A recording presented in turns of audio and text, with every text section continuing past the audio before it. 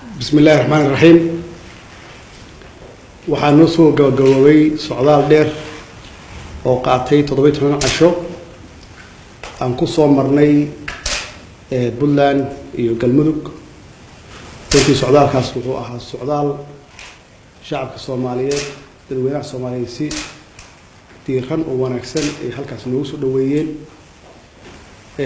iyagoo ahaa dadka reer guuraaga ardada ganacsatada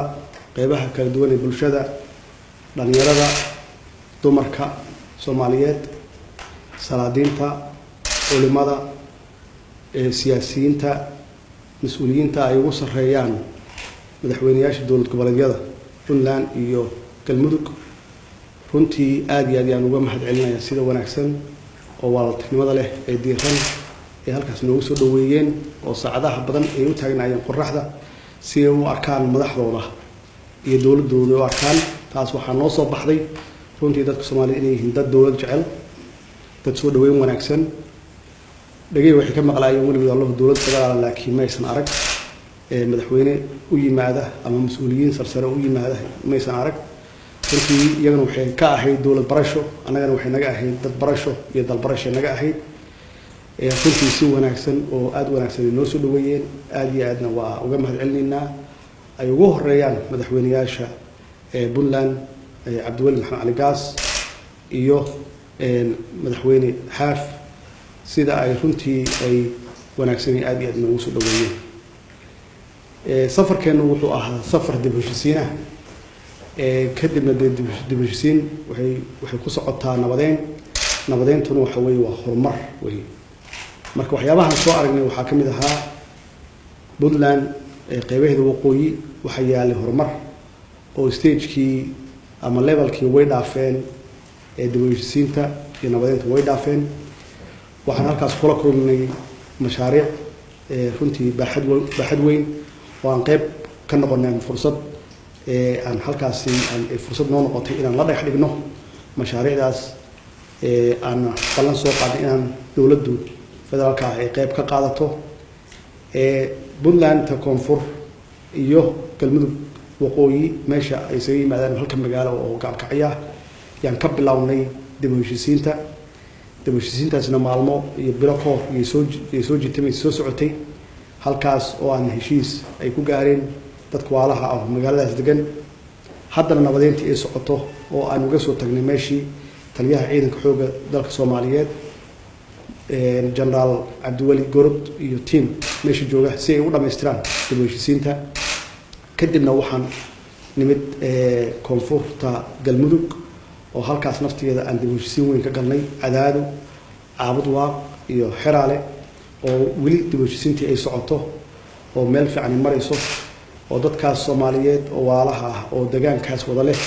in ay ka gudbaan nabadeyn oo ay u gudbaan horumar ay u gudbaan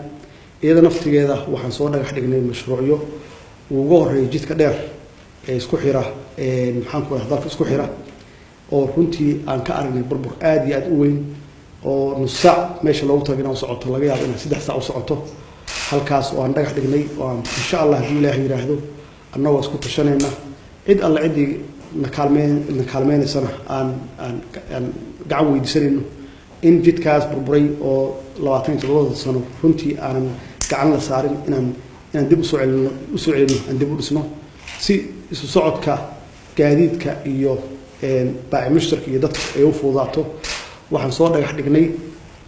mashruucyo ay ka mid yihiin isbitaallo iskuullo iyo xabsiyo runtiina dadku waxay u bisl yihiin inay la shaqeeyaan dowladooda ay gacan siiyaan koow gacanta ay siinayaan waxa ugu horeeya xagga amniga inay gacan ka siiyaan oo qolooyinkan dhibka nagu hayo oo ummadda leynaya ay gacan naga siiyaan dhanka amniga iyada naftigeeda aan abaabuli doono si aan uga saarno goobaha ama qaybo ay ka haystaan qolooyinka nabadgelyada ah Galmudug ay qaybo ka haystaan aan gacantooda ka saarno haduu Ilaahay yiraahdo bilaha soo socda haduu ay yiraahdo ugu dambeyn waxaa noo soo baxday dadka Soomaaliyeed inay yihiin dad dowlad jecel laakiin weli adeegii dowladda aysan gaarin annaguna aan ballan ku qaadnay ama aan ku dadaalin intii karaankeenna inaan gaarsiino wax alla wixii adeega ay u baahan yihiin iyagana aan rabno inay gacan naga siiyaan sidii aan dawladda u dhisi lahayn ama aan u gaarsiin lahayn dawladda inay gacan naga siiyaan waxaan rabaa marka inaan baaq u jeediyo dadka ganacsatada Soomaaliyeed inay hawshaan qayb ka qaataan bacdama dawladda ay curdun tahay in ay qayb ka qaataan maalgelinta iyo dib u dhiska inta aan soo sheegay inay qayb ka qaataan dadka diaspora naftigooda inay qayb ka qaataan iyo guud ahaan dadka Soomaaliyeed meel kasta ay joogaan inay dib u dhiska dalkooda ay runtii gacan ka geystaan haddii ay yiraahdo annaguna aan organize garayno aan abaabulno sidii meel kasta dawladda u gaari lahayd adeegana loo gaarsiin lahaa si taas loo helo waxaan magacaabeynaa maalmaha soo socda haddii ay yiraahdo guddi dabagal ku sameeya mashaariicda aan soo ballan qaadnay dhismahooda si aan ula soconno waxa dhaqan galay iyo waxaan dhaqan galin annagu waxaa ballan naga ah dawladdu inay qaadato qaybteeda oo ugu horeyso adeegii inay gaarsiiso maxaan ku wada shacabkeeda adeeg gaarsiiso maxay wax isku xiraaya dawladda iyo shacabka waa adeega weeye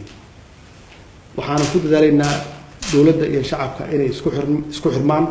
oo waliba isbartaan oo ay wada shaqeyn hoose iyo wada shaqeyn dhow ay yeeshaan waxaan soo dhagax dhignay ugu dambeyntii socdaalkeenaas hobyo oo aan ka soo dhagax dhignay deked waa mashruuc aad iyo aad u weyn